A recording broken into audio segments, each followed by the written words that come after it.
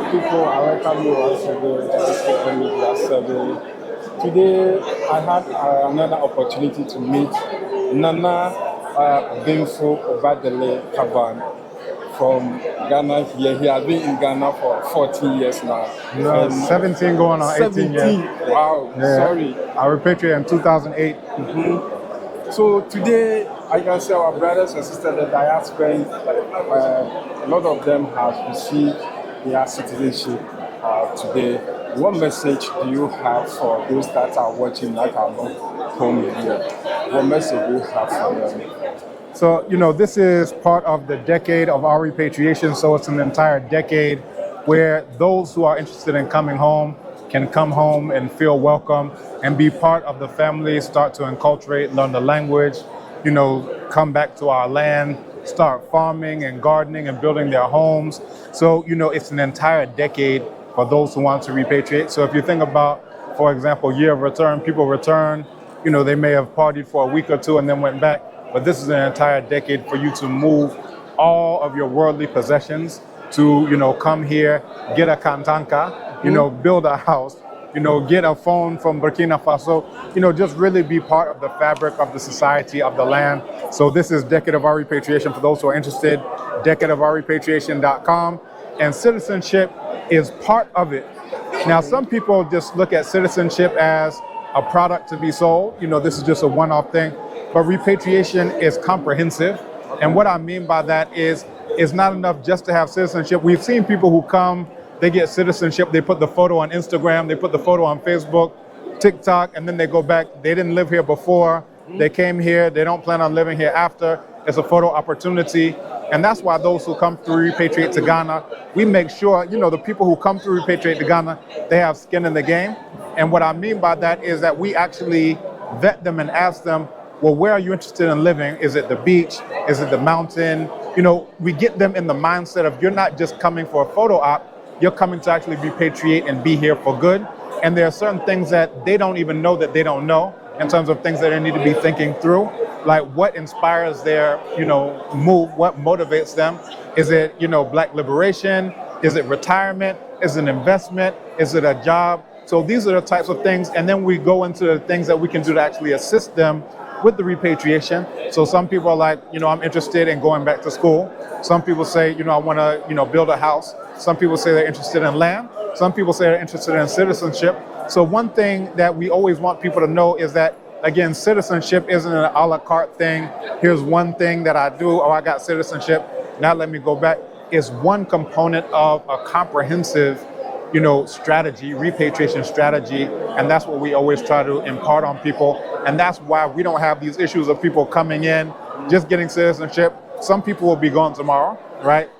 Literally, they were saying that some people had to change their ticket as soon as the citizenship happened. They didn't even wait, as soon as they took the picture, people were gone. And again, it's because it's not being approached. Let me start off by saying I think it's a beautiful initiative. All the time, energy. I've done events. To put something on like this takes so much time, energy, resources, money, spirit to make it happen. One thing I think that could be done to make it even better is to couch citizenship as just one small component of the entire range of services that people would need. For example, right before I came to the ceremony, I have a senior citizen who is trying to figure out how to get money off of his Social Security card. These aren't the glamorous things. There are no big lights when you're going to somebody's house way off in Nungwa, and then you're going to assist them so that they can make sure they have the funds to be able to stay here. There are times where I've gone walking into the bush for 2 miles to try to find the land and show it to, people. These are the types of things that aren't the glamorous, things with citizenship or, these photo ops that people come for. These are the things that are the real nuts and bolts. Just recently, we had someone who we helped to repatriate, one of our earliest repatriates. His mother just passed away. You understand? These are the types of people who we supported when he got married, who we support, when his mother transitions, and to be there for them. Again, these are the things, and really the core of it is you really just have to care about your people. Like beyond, the money of, they said 25,000 for citizenship, all these types of things. There has to be at the foundation just a caring about people. I have Repatriate to Ghana clients who've come to my house no less than 20, 25 times because they don't know how to work the banks, and they want to call the bank in the US and make sure that these are the things that, and I'm not the only one. There are a lot of unsung heroes who are doing the day-to-day things, the nuts and bolts things, the quiet things that ensure that people are able to come here and repatriate. So I just want to put it in a broader perspective that when we're talking about the decade of our repatriation, yes, citizenship is a component and it's a very key component, but it's not the only thing. And as long as we think it's the major thing or the only thing or a commodity or a product at a certain price, then we're going to have this continued thing of we're doing the incident. Sorry. That we're going to have this continue. And, I've actually had people in the government who've lamented to me, what's going on? How come people, are coming, they're getting citizenship, they're flying back? Here in Ghana. Okay. People in government in Ghana, they lamented, and that was part of the reason why they said they wanted to do the 5-year residence permit. Then they said, okay, 1 year. But, we said, what? If we're actually at the table as part of these decisions, we can let you know that the way to resolve that issue of people coming for a photo op and going back isn't by, putting these hurdles of residence permits and so forth. It's by actually going through all of these things that surround citizenship, that surround repatriation, that are part and parcel. We could go into 50 different components and more in terms of what repatriates need, in terms of support in order to come here, in terms of lodging, right? In terms of land. With land itself isn't just one thing. You have to do site search and survey. You have to go into, the lawyers, doing the indenture. There, you have to go into land registration. There are so many different components of land. Me, I'm a registered broker, right, with REAC here, the Real Estate Agency Council. So when we're here, we're actually helping people in the multiple ways that go into repatriation comprehensively. So again, the way to deal with that, and we understand, we hear that that's a pain point. Like the people, we're expecting them to come in and be part of the fabric of society and contribute to society, help their GDP, establish factories, establish jobs, and they're just coming, taking a photo and going. Well, we can help with that because again, when they asked me about my REACT broker's license, they said, oh, you have to be a broker, you have to have been assisting people with land for over 10 years. I sent them emails from 2013. That's before all of these things, people are, 2013. I literally just forwarded emails of assisting people, the entire transaction process, all of that. And that's how I got my broker license, is by showing that I've been assisting people with the comprehensiveness of repatriation. That's before I even got citizenship in 2016. Okay. But again, this is how we have to look at it, as repatriation is, I hate to beat a dead horse, but is one component out of the entire spectrum of needs that citizens or, future citizens, the new Ghanaian citizens are going to need. And until they have all of those comprehensive things and really just somebody who cares about them, they're not going to be able to stay. They're going to have citizenship and they're going to go back to the U.S. to drive Uber and then come back and then go back, and all of these things that we've been seeing over the years. And that's why Repatriate to Ghana was established, is because, again, we have this track record going back. I've been here 17, going on 18 years. Ever since I set foot on the soil, I've been helping people repatriate. That's before it was glamorous. That's before it was even a thing. But this is part of our life's work. And once this is part of our life's work, we are the best informed. When I spoke to, those in government, I mentioned, I was like, look at the Office of Diaspora Affairs, for example. There are no historic diasporans who work there. Mm-hmm. Yes. You understand? Yes. And I mentioned that to the deputy director. It was like an epiphany, like, yeah, you're right. So it's like, how can you fully have a comprehensive understanding of the needs of diasporans when there's not a single one sitting at the table when these decisions are being made? Same thing, there's a diaspora bill, and all of them are doing great work, tireless work, sometimes thankless work. But again, if you don't have anybody from the historic diaspora, many of us are citizens. I got my citizenship back under President Mahama in 2016. It's like, why wouldn't there be someone from the historic diaspora to be working there? You understand? It is not like we need a salary. I'm working at the University of Ghana. It's not about that. It's to actually have input in terms of the decisions that are being made. Also, they have the Diaspora Bureau. Okay. The Diaspora Bureau, They have the Diaspora Bureau, and the Diaspora Bureau is there at the Ministry of Foreign Affairs. I've talked to those who are there, in terms of the Diaspora Summit where I spoke and so forth and so on, and there's not a single historic diaspora in there. And I said, well, let's look at if the shoe was on the other foot. There are many of us historic diasporans who now have citizenship. Imagine we convened a caucus and we're making decisions that relate to everybody who's born and raised in Ghana, and there's not a single person born and raised in Ghana sitting at the table. Do you think that would go well? They would say, oh, you're trying to do Liberia. Oh, it'll be war. Again, there has to be some level of representation of the constituents. There has to be some level of a mandate that comes from the constituents. If we are in the diaspora, where is our leadership that's sitting at the table that was appointed by the diasporans? You understand? That's accountable to diasporans, that's transparent to diasporans. We don't have that level of leadership where they are accountable, where they were put there by us, and therefore they have to respond to us when we have questions. So, again, I don't want to take anything away from anything. Again, the work that's been done is beautiful. Look at all the smiling faces. I think there could have been more smiling faces. Some people, there's a family who I've known since I was 3 years old. Wow. Because of the, burden of finances, $25,000 per person, it would be good if there was a family rate, you see, because I know the husband is able to get citizenship, but the wife isn't able to get citizenship. Imagine, I have a family of 8. Imagine if I didn't get citizenship back in 2016 and the rest of my family didn't get it in 2019. Look at 25,000 multiplied by 8. Now, that's land. That's, a couple of years' salary. I work at the University of Ghana. I won't tell you how much I work. That's a few years of salary that I would, be required just for us to get citizenship and be able to stay. When they say, oh, you have to have, a year residence permit, but, you can't have you don't have a work permit. How are you able to stay here for 1 year, much less 5 years, and you're not working, and you're not a citizen, which means look at how many times you have to renew your tourist visa. It's untenable for anyone. Waste of time.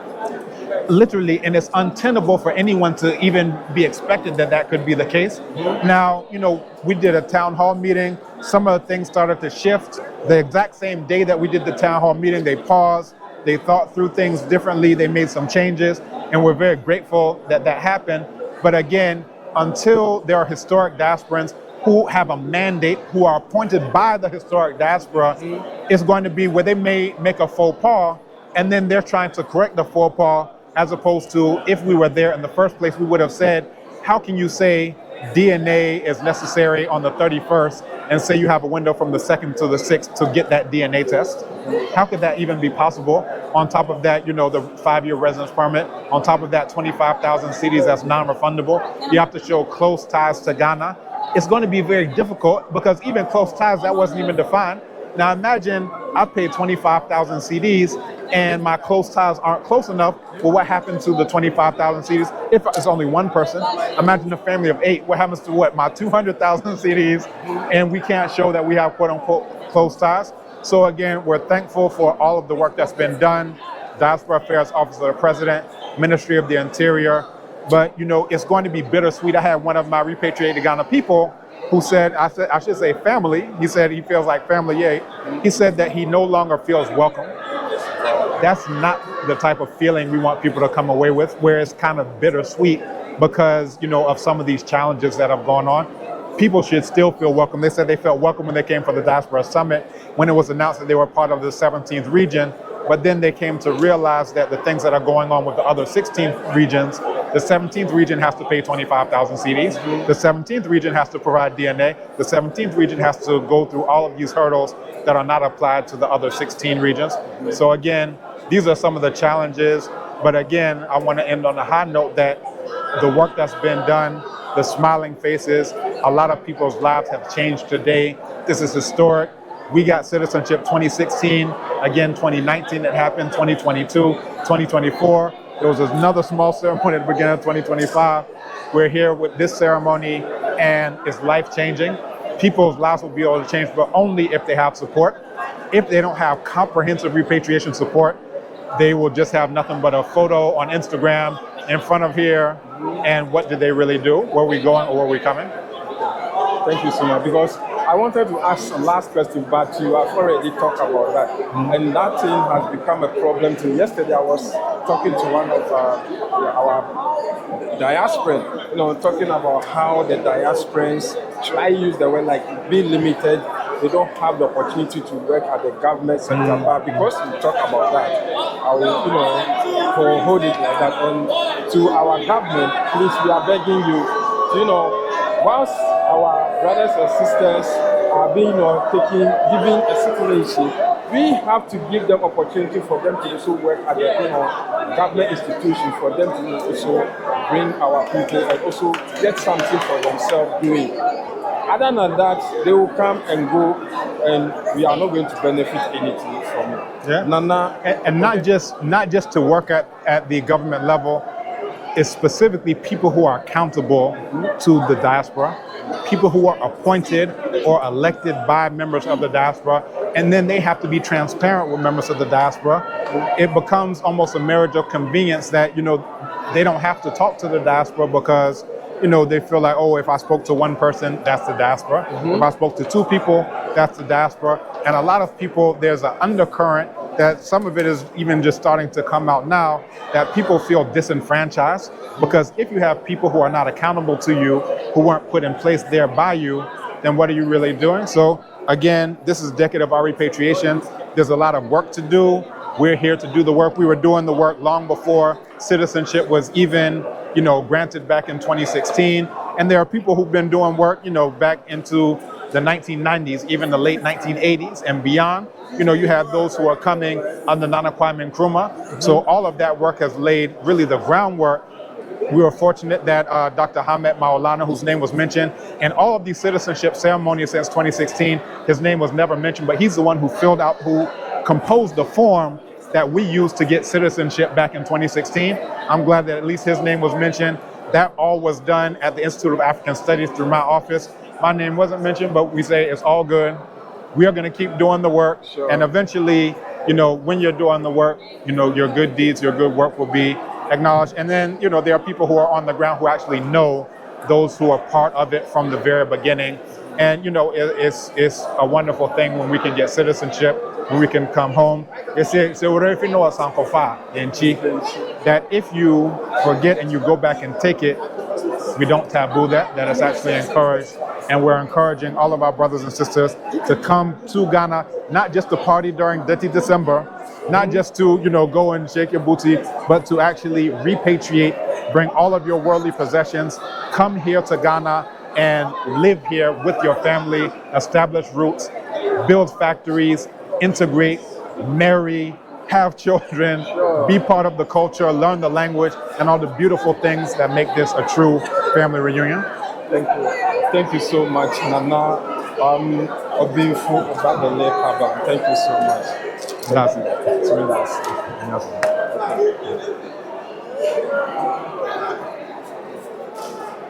Are you trying